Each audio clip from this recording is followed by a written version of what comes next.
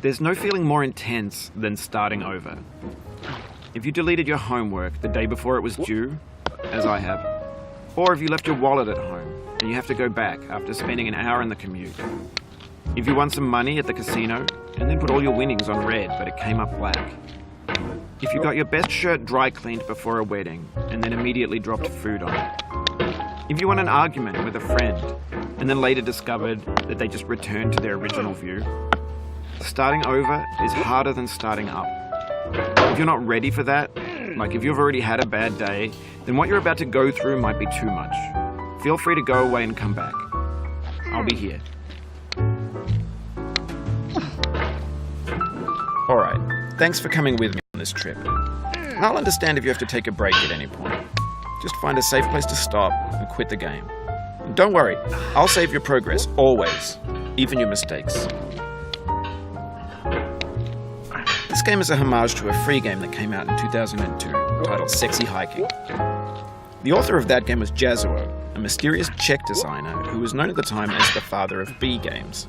And B games are rough assemblages of found objects. Designers slap them together very quickly and freely, and they're often too rough and unfriendly to gain much of a following.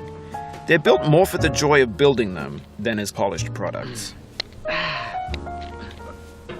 In a certain way, Sexy Hiking is the perfect embodiment of a B game. It's built almost entirely out of found and recycled parts, and it's one of the most unusual and unfriendly games of its time. In it, your task is simply to drag yourself up a mountain with a hammer. And that act of climbing, in the digital world or in real life, has certain essential properties that give the game its flavor. No amount of forward progress is guaranteed. Some cliffs are too sheer or too slippery. And the player is constantly, unremittingly in danger of falling and losing everything.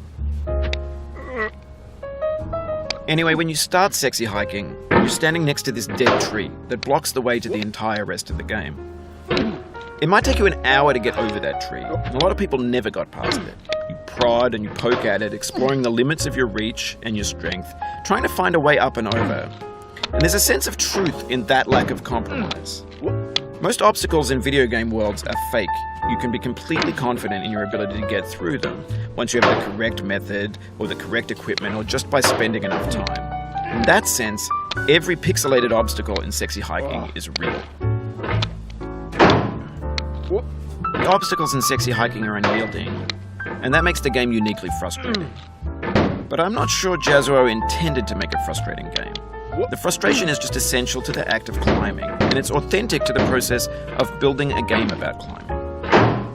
A funny thing happened to me as I was building this mountain. I'd have an idea for a new obstacle, and I'd build it, test it, and it would usually turn out to be unreasonably hard.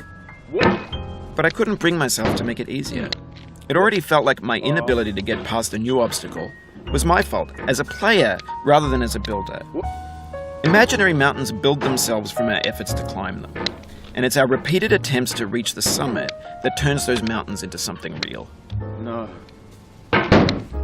When you're building a video game world, you're building with ideas, and that can be like working with quickset cement. You mold your ideas into a certain shape that can be played with, and in the process of playing with them, they begin to harden and set until they're immutable, like rock. And at that point, you can't change the world. Not without breaking it into pieces and starting fresh with new ideas. For years now, people have been predicting that games would soon be made out of prefabricated objects, bought in a store and assembled into a world. And for the most part, that hasn't happened, because the objects in the stores are trash. I don't mean they look bad or that they're badly made, although a lot of them are. I mean they're trash in the way that food becomes trash as soon as you put it in the sink. Things are made to be consumed and used in a certain context, and once the moment is gone, they transform into garbage. In the context of technology, those moments pass by in seconds. Over time, we've poured more and more refuse into this vast digital landfill that we call the internet. It now vastly outnumbers and outweighs the things that are fresh and untainted and unused. When everything around us is cultural trash, trash becomes the new medium, the lingua franca of the digital age. And you can build culture out of trash. But only trash culture. B games, B movies, B music, B philosophy.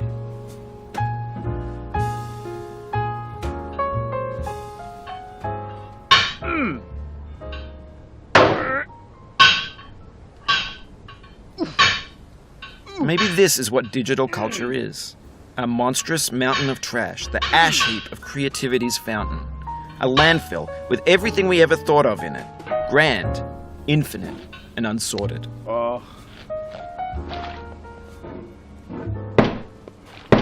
There's 3D models of breakfast, Gen X's fanfic novels, Scan magazines, green screen Shia LaBeouf, banned snuff scenes on LiveLeak. Facebook's got lifelike bots with unbranded adverts and candid shots of Kanye and Taylor Swift mashups, car crash epic failed GIFs, Russian dashcam vids, discussions of McRibs, discarded, forgotten, unrecycled, muddled, rotten, untitled.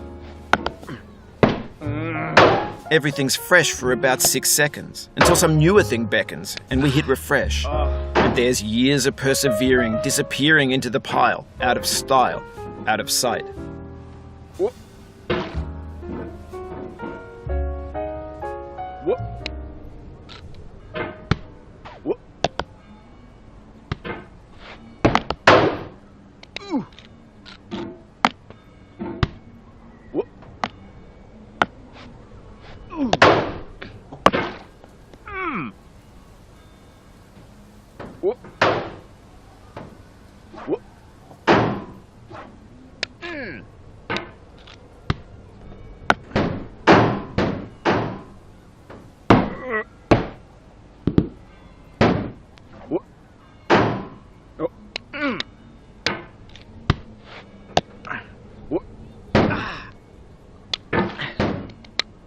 Oh, you just lost a lot of progress.